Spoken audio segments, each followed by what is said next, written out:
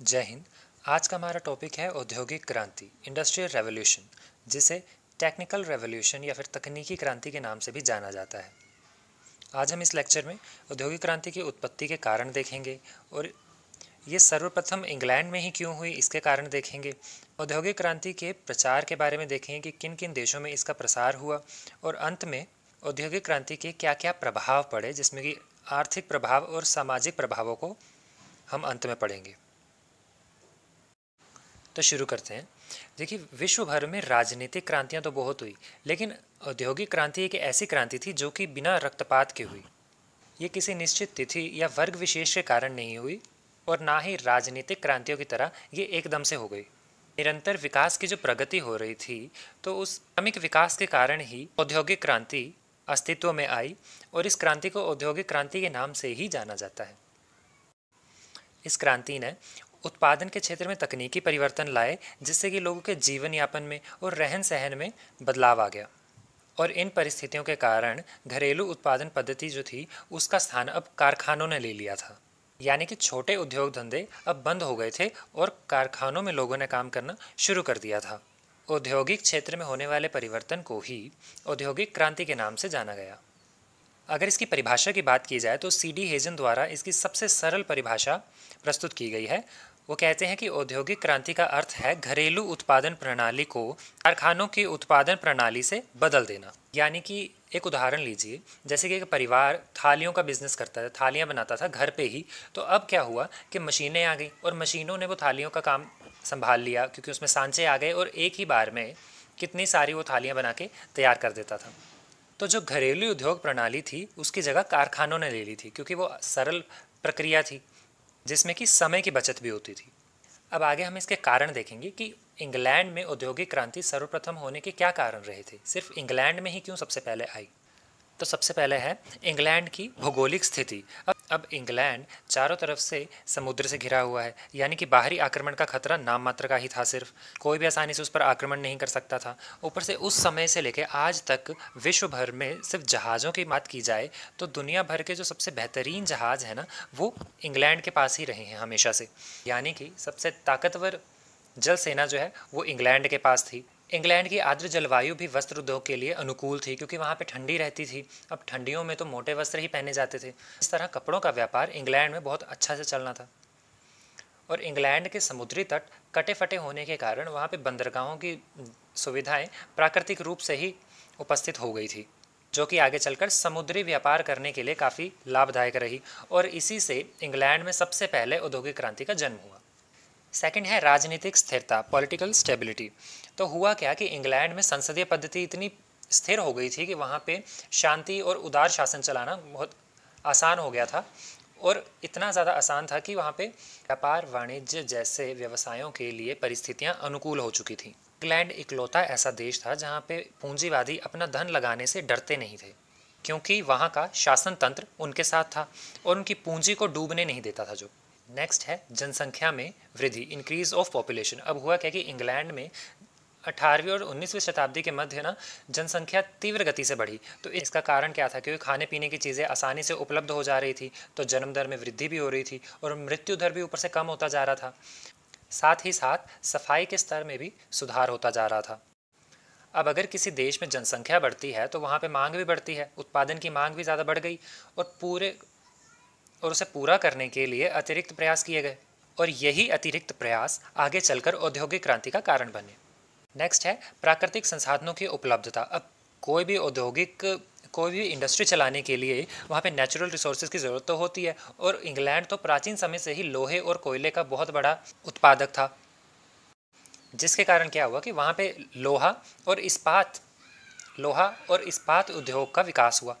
Next है कृषि क्रांति का प्रभाव। अब इंग्लैंड में ही सर्वप्रथम कृषि क्रांति हुई थी, यानी कि औद्योगिक क्रांति और कृषि क्रांति दोनों ही इंग्लैंड में हुई थी, लेकिन कृषि क्रांति औद्योगिक क्रांति से भी पहले आ चुकी थी। तो कृषि क्रांति से क्या हुआ कि वहाँ की जो भूमि थी वो और ज़्यादा उपजाऊ करने के प्रयास किया गया था, और यांत्रिक मशीनों के विकास के कारण ना वहाँ पे उत्पादन और ज़्यादा बढ़ गया था।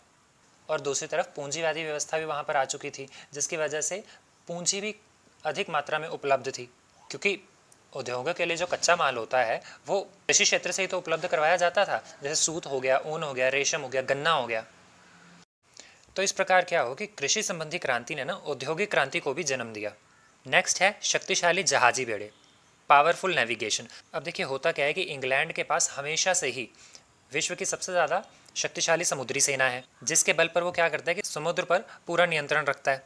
इसी कारण से इंग्लैंड को समुद्र की रानी के नाम से भी जाना जाता है।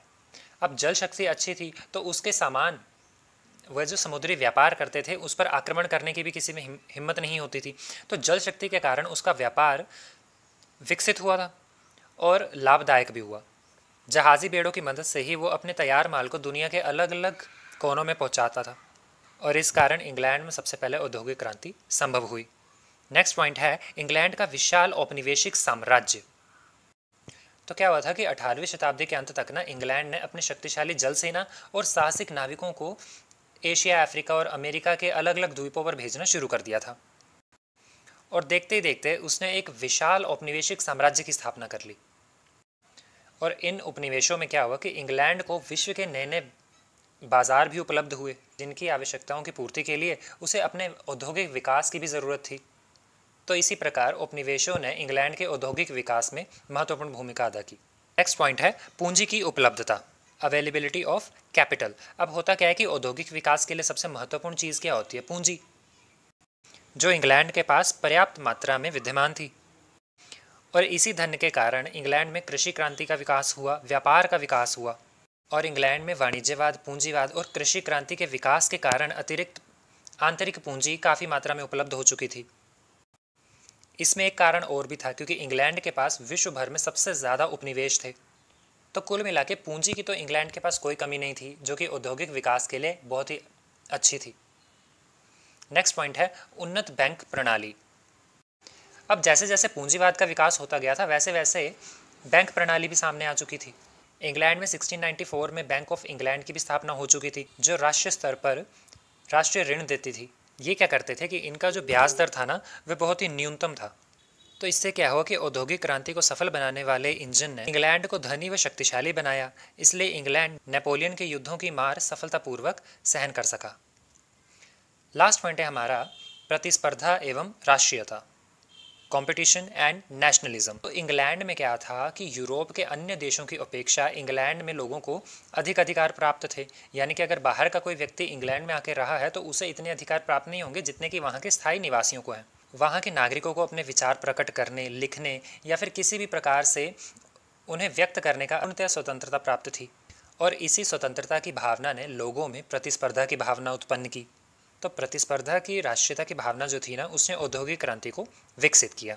अंत में हम इसका कंक्लूजन देखेंगे कि अब तक हमने जितने भी पॉइंट पढ़े ना, उसमें इंग्लैंड ने अन्य यूरोपीय देशों की तुलना में ना औद्योगिक विकास के लिए मूलभूत आवश्यक बातों पर ध्यान दिया।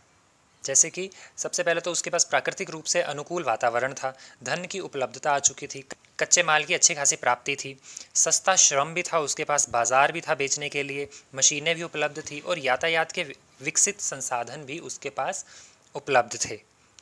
तो इन सभी वजहों के कारण क्या हुआ कि इंग्लैंड में सबसे पहले औद्योगिक विकास की शुरुआत हुई। अब हम देखेंगे औद्योगिक क्रांति का प्रचार, या फिर यह कहें कि औद्योगिक क्रांति का यूरोप के अन्य देशों में किस तरह से प्रसार हुआ। तो सबसे पहले तो औद्योगिक क्रांति इंग्लैंड में ही शुरू हुई थी, लेकिन उससे भी पहले हम एक चीज़ और देखेंगे कि 1813 में भारत ने 50,000 किलोग्राम सूती कपड़ा इंग्लैंड को बेचा था और 1885 में ये बढ़कर 25 लाख किलोग्राम तक पहुंच गया था। और इसी तरह से जो कोयला था उसका उत्पादन भी इंडिया 150 लाख टन करता था, जो आगे बढ़कर 640 लाख टन हो गया था। और लोहे के मामले में तो 6,10,000 टन करता था भारत और आगे चलकर 30 लाख टन तक ये जा पहुंचा था। तो इंग्लैंड के साथ जो व्यापार था वो काफ़ी मात्रा में बढ़ चुका था सिर्फ कुछ ही सालों के अंदर।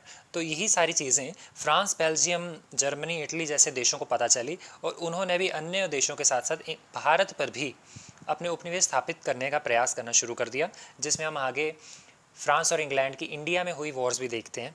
लेकिन अभी क्या है कि फ्रांस में इसका प्रसार कैसे हुआ ये हम समझेंगे पहले। इंग्लैंड के बाद औद्योगिक क्रांति का प्रसार जो था वो फ्रांस में हुआ, लेकिन काफ़ी देर से। बट फिर भी 1789 के बाद नेपोलियन ने व्यापार और उद्योग धंधों में परिवहन के साधनों को विकसित किया और आगे चलकर 1830 में फ्रांस में औद्योगिक क्रांति का विकास हुआ और 1850 में तो लोहे का उत्पादन भी शुरू हो गया था। धीरे धीरे फ्रांस में नहरें और नगरों का विकास होने लग पड़ा और आगे चलकर औद्योगिक क्रांति ने अपना फ्रांस में पूर्णतः विकास किया। नेक्स्ट है बेल्जियम। इंग्लैंड के बाद बेल्जियम ही ऐसा देश था जहाँ पे औद्योगिक क्रांति के आते ही वहाँ पे बहुत ही तीव्रता से विकास होना शुरू हो गया था। 1815 के पश्चात इंग्लैंड की सहायता से बेल्जियम ने औद्योगिक क्षेत्र में तेज़ी से विकास करना शुरू कर दिया था और 1844 तक तो वहाँ पे रेलवे का पूर्णतः विकास हो चुका था। नेक्स्ट है हमारा जर्मनी। तो जर्मनी में भी परंपरागत रूप से विकास होना शुरू हो गया और 1870 तक पहुँचते पहुँचते वहाँ पे लोहे के उद्योग खोलने शुरू हो गए थे। उसके बाद है हमारा इटली। तो जैसा कि आपको पता है कि इटली का एकीकरण 1870 में हुआ था, तो 1870 में एकीकरण को पूरा होने के बाद इटली ने अपने औद्योगिक विकास में तेज़ी दिखाई, जिसमें उसने कपड़ा, धातु, रसायन उद्योग इत्यादि जो थे इन पर फोकस करने का प्रयास किया। नेक्स्ट था रशिया।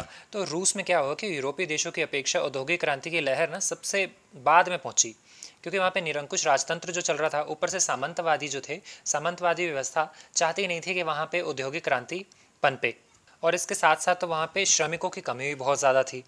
तो 1861 के बाद रूस में औद्योगिक क्रांति का प्रारंभ तो हो गया था, लेकिन 1817 में जब बोल्शेविक क्रांति आई उसके बाद ही औद्योगिक गति शुरू हुई। नेक्स्ट है अमेरिका। तो 1776 में क्या हुआ था कि अमेरिका ने इंग्लैंड से स्वतंत्रता तो प्राप्त कर ली थी, मतलब अंग्रेज़ों ने ही अंग्रेज़ों से स्वतंत्रता प्राप्त की थी, क्योंकि मैंने आपको पहले ही बता रखा है कि जो मूल निवासी अमेरिका के थे वो तो रेड इंडियंस थे जिन्हें उन्होंने मार दिया था। अंग्रेज़ों ने फिर बाद में वहाँ पे अपनी कॉलोनीज़ ही स्थापित कर ली थी। तो हुआ क्या कि 1776 के बाद वहाँ पे औद्योगिक परिवर्तन आरंभ हो गए थे और देखते देखते 1860 ईस्वी तक अमेरिका ने वस्त्र, लोहा, चमड़े उद्योग में अच्छी खासी प्रगति हासिल कर ली थी। वहाँ पर प्राकृतिक संसाधन भी बहुत मात्रा में उपलब्ध थे, श्रम भी था, उनके पास पूंजी की भी कोई कमी नहीं थी। और अंततः क्या हुआ कि 1870 के बाद अमेरिका ने औद्योगिक क्षेत्र में अभूतपूर्व उन्नति की और वह शीघ्र ही विश्व का अग्रणी औद्योगिक देश बन गया। लास्ट कंट्री है हमारी जापान। अब जापान जो है वो यूरोप में तो नहीं आता है, लेकिन यूरोप से बाहर एशिया में सर्वप्रथम देश था जहाँ पर औद्योगिक क्रांति आई। मध्यकाल से ही जापान जो था वो रेशम, चीनी मिट्टी के खिलौने बनाता था, लेकिन मेजी पुनर्स्थापन के बाद 19वीं सदी के उत्तरार्ध में क्या हुआ कि जापान ने तेज़ी से औद्योगिक प्रगति की और शताब्दी के अंत तक क्या हुआ कि वहाँ पे इस्पात, वस्त्र उद्योग, धातु उद्योग, रसायन उद्योग और अलग अलग उद्योगों के क्षेत्रों में जापान ने काफ़ी उन्नति कर ली थी। और देखते देखते औद्योगिक उन्नति के मामले में जापान ने विश्व के अन्य देशों के साथ अपनी जगह बना ली थी। तो अब तक हमने जितने ही पॉइंट पढ़े उससे हमें पता चला कि औद्योगिक क्रांति का उदय कैसे हुआ, इंग्लैंड में ही क्यों हुआ सबसे पहले, और यूरोप में वो कैसे फैली। तो इन सब के कारण पता क्या हुआ, औद्योगिक विकास तो हुआ ही, लेकिन यूरोपीय देशों में ना टकराव भी पैदा हो गया। हालांकि इनके जो उपनिवेश थे वहाँ पे औद्योगिक क्रांति की शुरुआत तो बहुत ही देर से हुई थी, लेकिन साम्राज्यवादी हितों के लिए ये लोग सबसे आगे रहते थे। अब हम देखेंगे कि औद्योगिक क्रांति के कारण क्या क्या प्रभाव पड़े। तो सबसे पहला प्रभाव हम देखेंगे आर्थिक प्रभाव। आर्थिक क्षेत्र में औद्योगिक क्रांति के क्या क्या प्रभाव पड़े। पहला पॉइंट है उत्पादन में वृद्धि, इंक्रीज इन प्रोडक्शन। हुआ क्या कि औद्योगिक क्रांति से पहले क्या होता था, उत्पादन को करने में महीनों लग जाते थे, लेकिन औद्योगिक क्रांति के आने के बाद क्या हुआ, मशीनरियाँ लगी, तो उससे क्या हुआ कि महीनों के काम घंटों में होने लग पड़े, जिससे कि मानव श्रम घट गया और इससे क्या हुआ कि उत्पादन काफ़ी बढ़ गया। अब इंग्लैंड में एक समय ऐसा आ गया था कि कच्चे लोहे का उत्पादन 37 गुना बढ़ गया था, 37 गुना बढ़ गया था, और वहीं दूसरी तरफ कोयले का उत्पादन 10 गुना बढ़ गया था, और कपास की जो खपत थी ना वो 40 गुना से बढ़ गई थी। यानी कि 1700 के दशक में ये बहुत ही कम मात्रा में प्रयोग किए जाते थे, लेकिन 1800 के दशक में क्या हुआ, ये बहुत ही भरपूर मात्रा में उपयोग में आने लग पड़े। सेकंड पॉइंट है कारखानों की स्थापना, इस्टेब्लिशमेंट ऑफ फैक्ट्रीज। अब हुआ क्या कि औद्योगिक क्रांति ने ना घरेलू उत्पादन को खत्म कर दिया और उसकी जगह कारखाना पद्धति स्थापित हो गई थी। अब बड़ी मात्रा में उत्पादन होने लग पड़ा था मशीनों के द्वारा, और इसी प्रकार कारखानों में हजारों मजदूर जो थे ना अपने हाथों के सिवाय अब मशीनों से काम करते थे। नेक्स्ट पॉइंट है लघु उद्योगों का अंत, डिक्लाइन ऑफ कॉटेज इंडस्ट्रीज। अब क्या हुआ, मैंने बताया ना घरों पे हर घर में छोटे छोटे उद्योग खुले हुए थे पहले, लेकिन अब क्या हुआ कि कारखाने स्थापित हो गए, तो जो छोटे उद्योग थे ना वो बड़े उद्योगों के मात्र सहायक बनकर रह गए थे। और इस समय उत्पादन घर की अपेक्षा क्या हो रहा था कि बड़ी बड़ी फैक्ट्रियों में बड़ी बड़ी मशीनों के द्वारा हो रहा था, तो कारखानों में बनी वस्तुएं अच्छी हो रही थी और सस्ती भी होती थी, जिसके कारण प्रक्रिया जो थी वो भी जल्द समाप्त हो जाती थी। तो ये जो पद्धति थी काफ़ी ज़्यादा लोकप्रिय हुई। नेक्स्ट पॉइंट है हमारा नगरों का विकास। तो जनसंख्या में वृद्धि हो रही थी, शहरों में कारखाने स्थापित हो रहे थे और रोजी रोटी कमाने के लिए लोग शहरों की तरफ बढ़ रहे थे, गांवों को छोड़ के शहरों की तरफ आ रहे थे, जिसकी वजह से शहरों की आबादी जो है वो दिन ब दिन बढ़ती जा रही थी। तो इस कारण से क्या हुआ, Germany, France, England, Italy, Japan और रशिया जैसे बड़े बड़े देशों में औद्योगिक नगर विकसित होने लग पड़े। नेक्स्ट है औद्योगिक पूंजीवाद का विकास, डेवलपमेंट ऑफ इंडस्ट्रियल कैपिटलिज्म। अब होता क्या है कि एक बड़ी सी कंपनी खोलनी है तो उसको एक व्यक्ति तो खोल नहीं सकता। अगर खोली भी थी तो आगे क्या हुआ कि कंपनीज इस्टेब्लिश हो गई बहुत सारी, और उन कंपनीज में लोगों ने अपने अपने शेयर्स डाले और उन्होंने क्या किया, इंडस्ट्रीज़ को खरीदना शुरू कर दिया। इंडस्ट्रीज़ को खरीदा और बाद में क्या हुआ कि वो जो पहले एक मालिक की कंपनी थी, लेकिन अब क्या हुआ कि बहुत सारे पूंजीपतियों की वो कंपनी कहलाई। तो वो जो फैक्ट्री थी या फैक्ट्रियाँ थी उन पर उन्होंने पूंजी लगाना शुरू कर दिया। तो इस प्रकार पूंजीवाद ने औद्योगिक पूंजीवाद का रूप धारण कर लिया था। क्यों? क्योंकि मैंने बताया ना, उद्योगों का नियंत्रण जो था अब वो किसी एक पूंजीपति के हाथों से निकलकर कंपनी के हाथों में चला गया था, और कंपनी में तो अलग अलग तरह के शेयर होल्डर्स होते हैं। इसलिए नेक्स्ट लास्ट पॉइंट है हमारा, साम्राज्यवाद का विकास। अब औद्योगिक विकास के कारण क्या हुआ, कच्चे माल की ज़रूरत भी होती थी और अपने माल को बेचने के लिए मंडियों की भी ज़रूरत होती थी। तो इन ज़रूरतों के कारण क्या हुआ ना कि साम्राज्यवाद को बढ़ावा मिला। ये दोनों जो समस्याएं थीं, इन दोनों का समाधान एक ही था, उपनिवेश। तो उपनिवेशों की स्थापना पर बल दिया जाने लगा, जिससे कि साम्राज्यवाद की भावना विकसित हुई थी। नेक्स्ट प्रभाव है हमारे सामाजिक प्रभाव, नए सामाजिक वर्ग का उत्थान, rise of new social group. आप औद्योगिक क्रांति से पहले क्या था, यूरोप में राजा था, राजा के नीचे सामंत थे और सामंतों के नीचे किसान थे। लेकिन सामंतों को बाद हटा के क्या हुआ कि व्यापारिक गतिविधियां जब बढ़ने लगी तो व्यापारिक वर्ग भी सामने आया। तो व्यापारिक वर्ग आगे जाके बहुत ज़्यादा धनी होने लग पड़ा और उन्होंने पूंजी का निवेश जो है वो उद्योगों में करना शुरू कर दिया। तो अब औद्योगिक क्रांति के कारण क्या हुआ कि दो वर्ग उभर कर सामने आए। कौन कौन से? पूंजीपति वर्ग और मजदूर वर्ग। जो पूंजीपति वर्ग था ना, वो आर्थिक रूप से संपन्न कैसे हो रहा था? मजदूर वर्ग का शोषण करके। अब जिसके कारण क्या हुआ कि मध्यम वर्ग का भी उदय हुआ, जिसमें शिक्षित व्यक्ति होते थे, नौकरी पेशे वाले व्यक्ति होते थे और व्यापारी भी इसमें आते थे। तो इस वर्ग ने धीरे धीरे अपनी स्थिति का काफ़ी सुधार किया। नेक्स्ट पॉइंट है, वर्ग संघर्ष का प्रारंभ हो गया, बिगिनिंग ऑफ क्लास स्ट्रगल। तो औद्योगिक क्रांति के कारण क्या हुआ कि पूंजीपति वर्ग और मजदूर वर्ग दोनों के बीच में ना आपसी टकराव होने लग पड़े, और पूंजीपति वर्ग की संपन्नता का आधार जो था वो मजदूरों ने भी श्रम संगठन स्थापित करके पूंजीपति वर्ग को चुनौती देना शुरू कर दिया था। और इससे क्या हुआ कि दोनों के मध्य में ना संघर्ष आरंभ हो गया। नेक्स्ट पॉइंट है, मजदूरों की दुर्दशा, stable condition of the industrial workers. अब जो गरीब लोग जो थे ना, गरीब मजदूर जो थे, जो भूमिहीन थे और काफ़ी ज़्यादा लाचार थे, तो पूंजीपतियों ने क्या किया, इनका जमकर फ़ायदा उठाना शुरू किया। पूंजीपति क्या करते थे, मजदूरों को कम वेतन देते थे और उनसे ज़्यादा काम करवाते थे। उनकी स्वास्थ्य सुविधा तो नाम मात्र के लिए ही थी बस, और जैसी तैसी परिस्थितियों में मजदूर रह रहे थे, उन्हें उसी में गुजारा करना पड़ता था। कभी कभी तो ऐसा होता था कि उन्हें 16-16 घंटे तक काम करना पड़ता था, जिसकी वजह से वो क्या हो गए थे कि दिन रात दासों की तरह ही काम करे जा रहे थे। तो मजदूरों की जो दशा थी वो दयनीय होती जा रही थी। नेक्स्ट पॉइंट है, बेकारी की समस्या। अब छोटे किसान जो है ना, वो पूरी तरह से बेकार हो गए थे, अपने खेतों से हाथ धो बैठे थे, या फिर मशीनों का भी आविष्कार हो चुका था, जिसकी वजह से भाड़े पर लिए गए किसानों का भी अब कोई काम नहीं रह रहा था। तो इस क्रांति ने क्या किया कि छोटे कारखानों से उनका काम छीन लिया, उन्हें बेकार कर दिया, यानी कि बेरोजगार कर दिया। मशीनों के उपयोग ने तो मानव श्रम के महत्व को ही पूरी तरह से समाप्त कर दिया। नेक्स्ट है जनसंख्या में वृद्धि। समाज में क्या होने लगा, अब जनसंख्या में वृद्धि होने लगी, क्योंकि औद्योगिक क्रांति के कारण बीमारियों की रोकथाम के उपयोग किए जाने लगे, सफाई का ध्यान रखा जाने लगा, आय में वृद्धि हो रही थी, और जो मृत्यु दर थी वो भी धीरे धीरे कम हो रही थी, जिसकी वजह से बूढ़े भी लोग बहुत ज़्यादा समय तक जी रहे थे, और आने वाली जो नई जनरेशन है वो भी बड़ी मात्रा में इकट्ठी हो रही थी। इन सब के कारण औद्योगिक देश जो थे ना, उनकी जनसंख्या काफ़ी तेज़ी से बढ़ रही थी। आज के टॉपिक का लास्ट पॉइंट है हमारा, संयुक्त परिवार प्रणाली का अंत, decline of joint family system. अब देखिए होता क्या है कि औद्योगिक क्रांति के कारण ना उत्पादन की घरेलू पद्धति तो समाप्त हो गई, जिसके कारण अब मशीनें और कारखाने लग गए थे और लोगों को अपने काम की तलाश के लिए शहरों में जाना पड़ रहा था। अब शहरों में पूरा परिवार तो लेके जा नहीं सकते, क्योंकि पहले ही इतनी ज़्यादा महंगाई है, ऊपर से उनके पास कोई कार्य भी नहीं है करने को, तो उनका खर्चा कैसे करेंगे। और अगर जाते भी हैं तो सभी घर के लोगों को एक ही स्थान पर काम मिलना तो मुश्किल था, और दूसरा उनका वेतन की समस्या भी थी। अब इतनी वेतन तो थी ही नहीं उनके पास कि संयुक्त परिवार का जो प्रचलन है, जो चलन है, वो शहरों में भी वे कायम रखें। तो परिणाम स्वरूप क्या हुआ कि इस क्रांति में संयुक्त परिवार प्रणाली जो थी उसका अंत हो गया। तो ये था हमारा आज का टॉपिक। आई होप आपको समझ में आया होगा। कुछ नहीं समझ में आया या कोई टॉपिक मुझसे रह गया हो, कोई पॉइंट मुझसे रह गया हो, या फिर कहीं पे गलती हो गई हो, तो आप कमेंट करके मुझे ज़रूर बता दीजिएगा। धन्यवाद। जय हिंद।